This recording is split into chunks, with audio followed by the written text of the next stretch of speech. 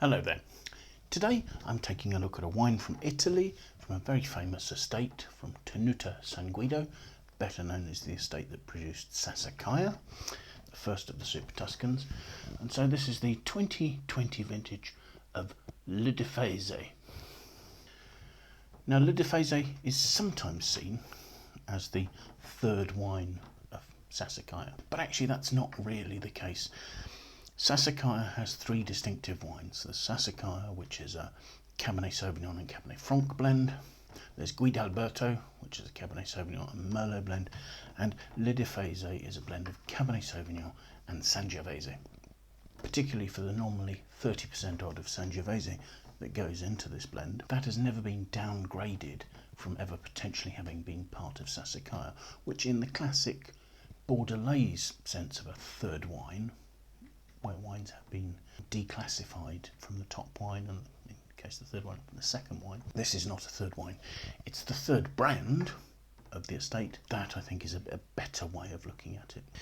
The estate's origins go back to 1940 when Mario, the Marchese in Chiesa della Rocchetta, moved to the estate in Bolgheri in the Maremma district to a property that had belonged to his wife's family, and he experimented with planting many varieties there, but Cabernet Sauvignon and Cabernet Franc were the ones that initially were successful.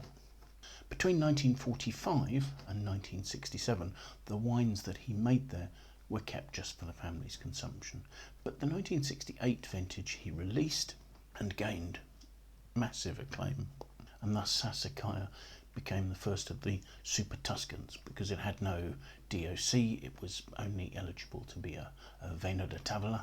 Now, of course, it has its own DOC just for Sassicaia, but in those days, that was the only way that this could fit within the law. The brand was expanded with other wines being produced, and the first vintage of Le Difese released was the 2002. The soils that produce Le Difese are high in limestone. They contain gravel, marls and clay, and there's quite a diverse morphology in the different sites that are used, with altitudes above sea level ranging between 100 and 300 metres. So there's a cooling influence both from altitude and from the proximity of the sea. 2020 was a hot vintage, although the season actually started quite slowly. It wasn't until mid-June that temperatures really started to rise. As I say, it was a hot, sunny vintage, and they were fortunate in that there were some weather incidents in mid-July and late August, which enabled the vines to stay active throughout the whole of the vintage. As it was, picking was about a week earlier than usual, yields were slightly down, and the fruit was very concentrated.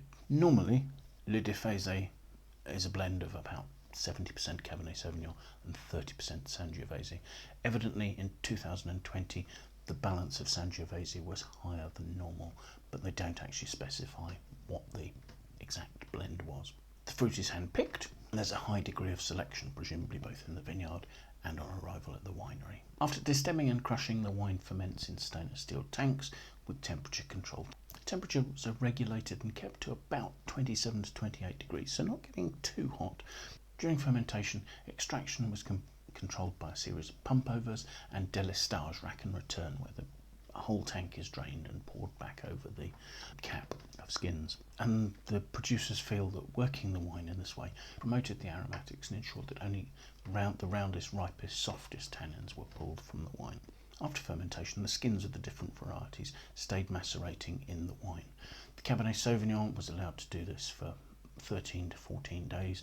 The Sangiovese was allowed a little longer, 14 to 18 days. And after the wine had been drained, it returned to tank to complete its malolactic conversion. Once malolactic conversion was complete, the wine went into barrel. The barrels used were those that had previously been used for Sassicaia and Guidalberto, the property's other two wines, and were a mixture of French and American oak. The wine stayed in barrel for 6 to 8 months before being returned to tank, where the wine was stabilised by being kept for 20 days at about 4 or 5 degrees C, ensuring tartrate stability before bottling. So let's have a look at the wine, shall we?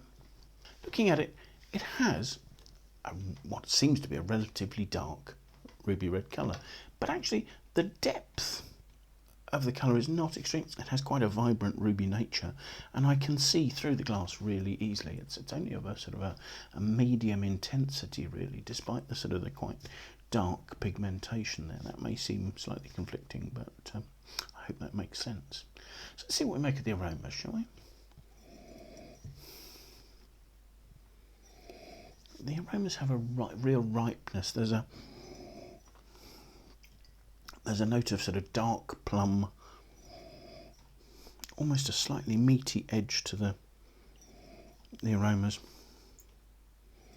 Dark plum, maybe red currants, dark cherries, certainly rich. And then in there, and well integrated with it, there are notes of sort of coffee, maybe a little bit of tobacco leaf.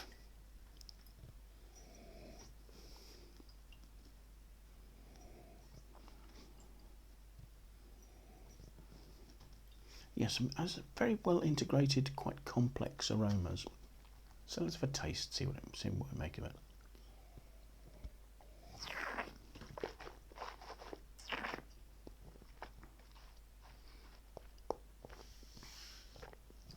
The first things you see are superb acidity, really fresh at the front of the mouth. I'm salivating. There's this bitter cherry note, or cherry and bitter licorice. There's a real vibrancy to the really quite lightweight but quite ripe red fruit. It's not deep and heavy, it's lifted and elegant red fruit. And also there's a fine tannic structure. The acidity is making it fairly angular. You know, the wine really has sort of length and concentration down the middle of the palate. It's not broad and right across the palate. And that would be typical of Cabernet Sauvignon particularly, but also to an extent of Sangiovese. The alcohol, I believe, is 14%. It's not particularly standing out, although there's a nice warmth and roundness to the mid-palate. But actually the acidity is lifting some sort of ripe, dark plum fruit and showing that on the back palate at the finish. There are hints of spice, but they're very well integrated. There are sort of notes in there of cinnamon and cedar, but it's sitting behind this lovely fruit. The flavours are lasting really well, and there are some more sour, bitter notes on the back palate, and I'm salivating at the back of my mouth, and that's enhancing that and giving them good length. So yes, the wine is really, it's medium bodied, but it's very precise in terms of its acidity, in terms of its fine tannins, and those two elements working together, and with the sort of the bitterness of the tannins, is really producing a pungent and focused wine that would cut through rich sauces and go with strong flavoured meat dishes. The wine undoubtedly has an ageing potential. 5 to 10 years, I would think, would be no difficulty for a wine with this sort of acidity, this sort of fruit concentration. At the same time, the wine has been made so that it's not so intensely astringent that it's not approachable now. With food, this would be absolutely lovely, and yet it's 3 years old. I think to suggest that this is any sort of representation of Sassicaia is probably not fair. However, as a great value wine made with all the sort of care and quality, and specifically crafted to be more accessible, I think this is a very well made wine that's achieving its aims superbly and providing some really enjoyable drinking.